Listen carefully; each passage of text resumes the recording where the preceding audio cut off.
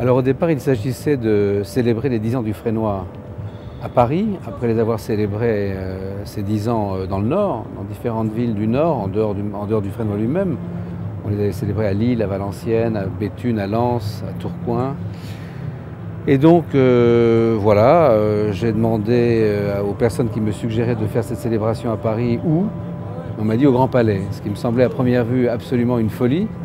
Et voilà, j'ai essayé d'imaginer quelque chose qui soit faisable et qui soit aussi conforme à nos enjeux, aux œuvres que nous produisons, qui sont principalement des œuvres lumineuses, projetées sur des écrans. Voilà, donc j'ai eu cette idée, plutôt que d'occulter le Grand Palais à la lumière, ce qui aurait été absurde, ou de reconstruire dans le Grand Palais des boîtes noires, de faire un événement nocturne et d'attendre que la nuit tombe pour que nos images apparaissent. Ça, c'était la première idée qui a été assez décisive.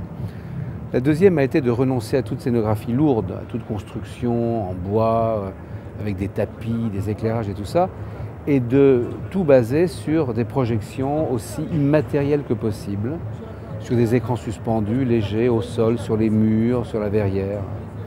Dans l'exposition, il n'y aura que les lumières des écrans, que ces sources d'éclairage-là. Dès l'entrée du Grand Palais, d'ailleurs, la façade sera entièrement illuminée par une œuvre magistrale de Charles Sandison, un artiste que nous avons eu comme prof au Fresnoy. C'est une commande publique, monumentale, qui va couvrir la totalité de cette façade du Grand Palais sur 200 mètres depuis la Seine jusqu'au Jardin des Champs-Élysées.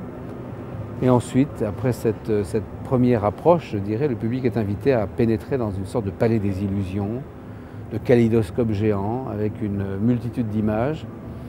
Sans parcours, on n'a pas voulu donner l'impression au public qu'on avait une leçon à lui faire apprendre ou des obligations à lui imposer, mais au contraire, on lui propose une découverte très spontanée, très libre. Le public s'oriente comme il veut, en fonction de ses attirances, de ses goûts, de sa sensibilité. Donc on a choisi à peu près 130 œuvres de nos artistes étudiants, de nos artistes professeurs invités, et puis quelques grands noms qui ne sont pas venus comme prof au Fresnoy. Bill Viola, par exemple, sera exposé en octobre au Fresnoy, donc il explore en quelque sorte. William Kentridge n'est pas venu comme prof, mais nous l'avons exposé dans une manifestation antérieure. Il est ici à l'honneur. Et puis il y a William Klein, par exemple, donc des artistes de référence.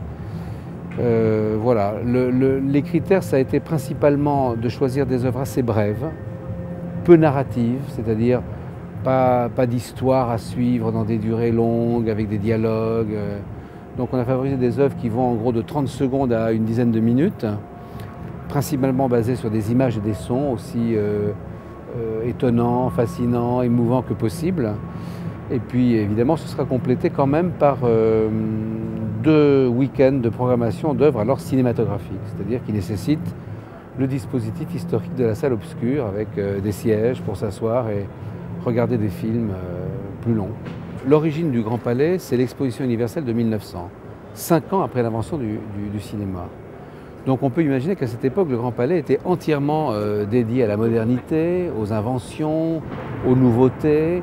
Donc en faisant cet événement entièrement dédié à la création la plus innovante, la plus contemporaine, avec des outils d'aujourd'hui, ceux dont se servent les artistes les plus pointus, nous renouons avec la vocation d'origine du Grand Palais.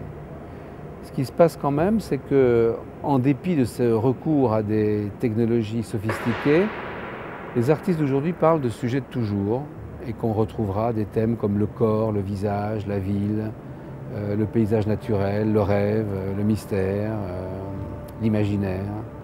Voilà, donc je compte beaucoup sur cette relation entre un bâtiment qui est un monument historique, au bas des Champs-Élysées, familier du grand public, et d'œuvres d'art qui sont exigeantes, qui sont celles que nous avons produites au Fresnoy, pour prendre le public par la main et le conduire jusqu'à l'art contemporain.